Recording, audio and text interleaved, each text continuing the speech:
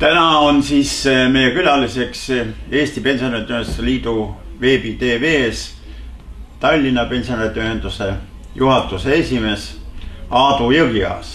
No võib-olla kõigepealt väike enda tutvustus. Ennast on suhteliselt keeruline tutvustada, võib-olla tuua enda elust nagu olulisemad momendid välja, siis kõige rohkem olema tegelenud elus raadioside ja selle õpetamisega. Ja see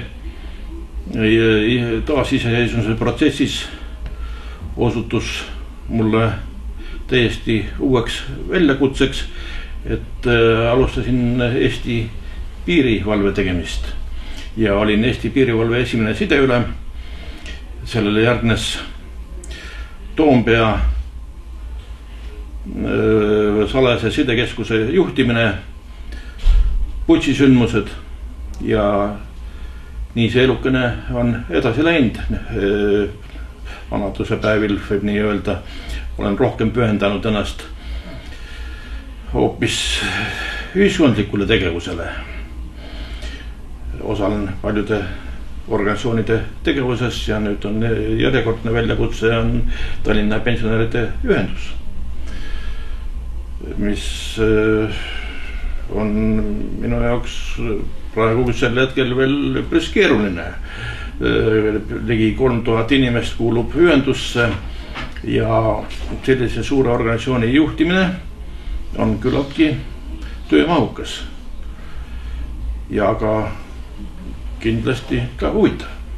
No väga huvitav, olid siis Eesti piirivalves juba ka, kui toimus Estonia hukkumine. Praegu on Estonia hukkumise asjaolud tõusnud rahva huvi orbiiti. No missugused on sinu mälestused sellest juhtumist?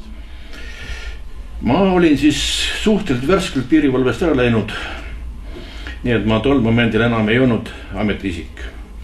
Aga kuuldes hommikul Estonia hukkust, ega see ei jõudnud mulle hästi kohale. Üks parvlaev hukkus, mina isiklikult ei olnud Estonia kunagi sõitnud ega näinud, et ta nii suur on. Ja esimesed muljed olid väga ebamäärased, aga sellegipoolest lülitasin oma raadioaparatuuri sisse ja läksin merepäästeteenistuse sagedustele kuulama, mis seal toimub. Ja sattusin raadiosidede peale, mis toimusid Stockholmi juhtimiskeskuse ja õhus olevate lennukite helikopteritega. Kogu jutt oli rootsikeelne ja sellest on väga raske aru saada, kuigi ka vilksatas läbi mõningaid soome fraase ja ka norra keelt oli sees. Inglise keelt oli mõni sõna, aga kogu põhijutt käis ikkagi selles rootsi keelest, millest mul oli väga-väga raske midagi mõista.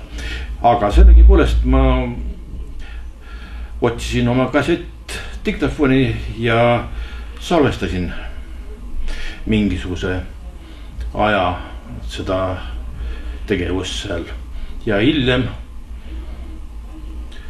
lastes ühel rootsi keelt valdaval inimesel kuulata seda salvestust, tegi ta mulle tõlked ja tuli välja, et see oli täielik päästeoperatsiooni kulg, kus anti Stockholmist lennumasinatele keske ja need kandsid omakorda ette kõike, mida nad nägid, kõike, mida nad tegid ja minu arvates tänasel päeval oleks võimalik selle informatsiooni põhjal, mis tookord edastati, taastada kogu päästeoperatsioon.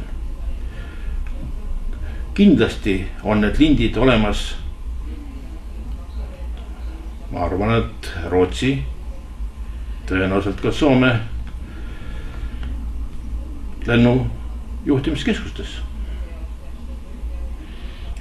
Mis sa arvad, kas sellest informatsioonist võiks kooruda välja mingisuguseid uusi seni teadmata fakte?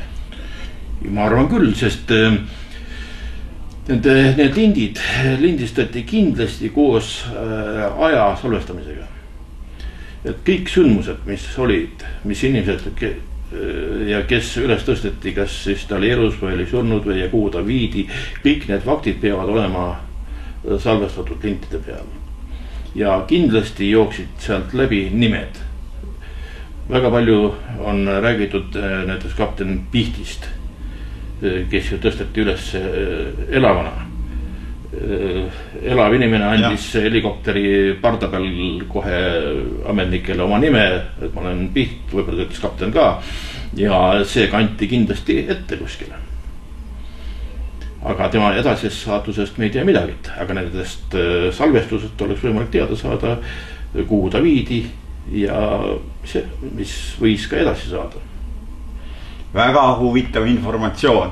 Ma arvan, et me peame tegema edaspidi ühe saate veel, arvestades teie kogemusi piirivalves, et analüüsida pisut seda protsessi, mis praegu Estonia huku ümber toimub. Aga siirdume nüüd edasi pensionäride juurde. Mis on arvamus, et missugused peaks olema siis pensionäride käitumismallid praeguses koroonaviiruse tingimustes?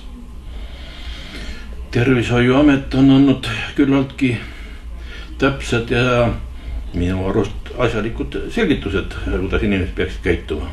Hoiduma suurtest üritustest, hoidma distantsi, pesema regulaarselt käsi. Ja ma arvan, et eakatel inimestel tasub neid soovitusi kindlasti järgida. Kindlasti on suureks hooks ju ühistransport. Ja ühistranspordis sõitmine minu arvates eeldab maski eesvalkut. Mina arvan, et mask on ikkagi mingi kaitsevahend, räägitagu mis tahes. Nii et sinu arvates maski kandmine või selleks kohustamine ei ole inimõiguste rikkumine? Ei, kindlasti mitte, see on ikka inimeste hoidmiseks. Selge. No inimesi peab hoidma loomulikult ja vanemaealisi veel eriti, sest nemad käivad ka ju tihti arsti juures. Meil on tehtud ettepanek Tallinna linnavalitsusele, et vanematel inimestel 75+, et nendelt ei võetaks seda visiiditasu eriarsti juurde summas 5 eurot. Kuidas nüüd sellega on siis? Kuidas need asjad on arenenud praegu? Selle kohta on saadetud Tallinna abilinna peale, kes tegeleb sotsiaalküsimustega. Meie kiri on saadetud Tallinna sotsiaalosakonna juhatajale kiri ja see informatsioon on saadetud ka pealinna ajalehele. Siiamaani mina vastuseid näinud veel ei ole. Ma loodan, et linn reageerib selle asjale. Olen sel teemal vestelnud ka Riigikogu sotsiaalkomisjoni esimehega ja tema pooldas seda ettepanekut igal juhul. Nii et ma väga loodan, et Tallinna linn tuleb vastu ja see 5 eurot vanuritele, nii võib nii öelda, tehakse nagu väikseks pensioni lisaks. No tore, hea oleks muidugi, kui see seadustataks ka üleriigiliselt. Nii et ootame siis positiivsed arengud ja Tallinna linn on siin, Tallinna linna pensionäride ühendus on siin olnud nagu initsiaatoriks, et küll see asi siis tõenäoliselt ka laheneb. Aga ma tõstaks praegust intervjuus üles veel ühe küsimuse. Hiljaaegu mul oli niisugune juhtum, et ääre pealt oleks jäänud Kaarli puiestel selle isesõitva tõukeratta alla. Et kuidas on siis sinu arvamus nende kõikvõimalike liikurite kohta seal kõnniteedele, sellepärast et praegu toimetatakse kõnniteedel isegi kommertsvedusid, ma pean siin silmas kõiki neid Wolte ja Bolte, kes seal seda pitsat veavad, nii et neid liiklusvahendeid seal kõnniteel on ikka päris palju lisaks veel jalakäijatele, et ma ei tea, vanemad inimesed on tõeliselt segaduses, ma olen paar korda ise näinud autoga mööda sõites, et vanemad inimesed hüppavad sealt selle tõukeratta eest ära, noh nii nagu suure ehmatusega, eks ole. Nii et kuidas siis sellega tegutseda selle probleemiga, kuidas seda probleemi käsitleda üldse? No praegusel juhul on just liiklusseaduse järgi tõuksid, nagu neid nimetatakse, võrdsustatud jalakäijatega. Aga nende liikumiskiirus, siin oli kunagi kuskil avalikus meedias video, kus Laagna tee peal sõitis see tõukeratas kiirusega 70 km tunnis. Auto sõitis kõrval 70-ga. Nii, mõni päev tagasi ma lugesin kuskil meediast, et maantee peal on nähtud liiklejad tõukerattaga, kes sõidab 90 km tunnis.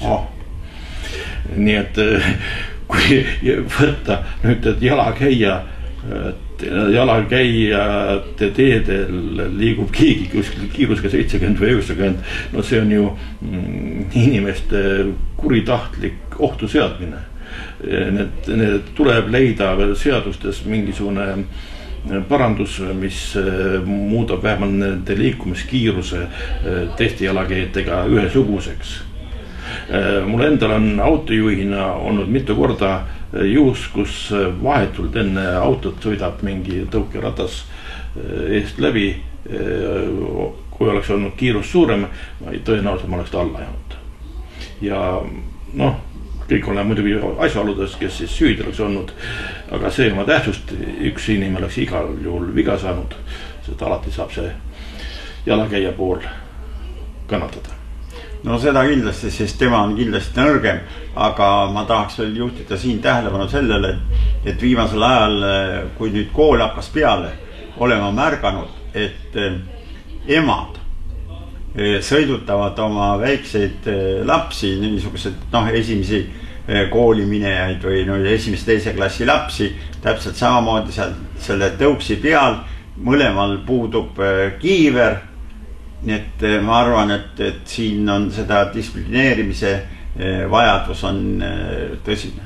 See on päris tõsine, jah, ma olen näinud nii ema lapsega, kui olen näinud ka täiskasvanud, ütleme noori paare, 17-18 aastat vanad sõidavad, seal üksteist kalistades sõidavad nende tõuksitega ja asi on tõsine ja muidugi ka jalakäijate teede peal jalgratastega sõitmine ka ei ole päris meeldiv asi.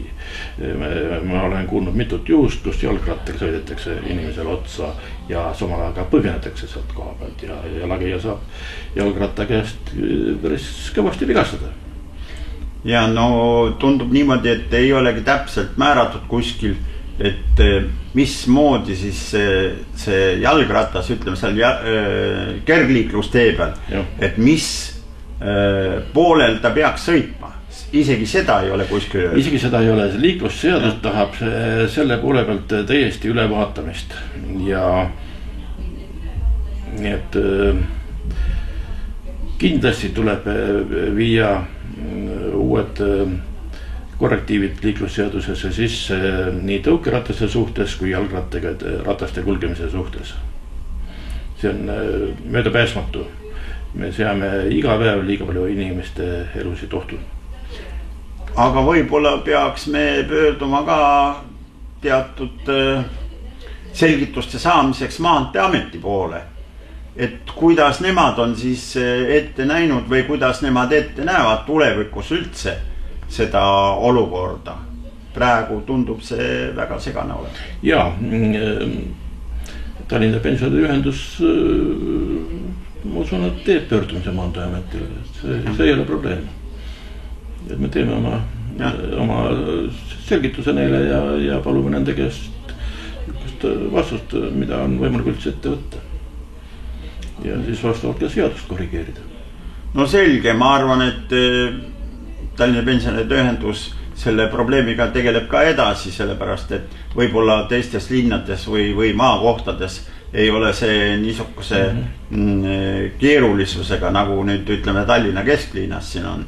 Nii et see on antud juhul ikkagi tõsisemalt regionaalne probleem. Nii et soovin edu ja jõudu edaspidiseks ja kohtume jälle. Tore, aitäh teile. Aitäh.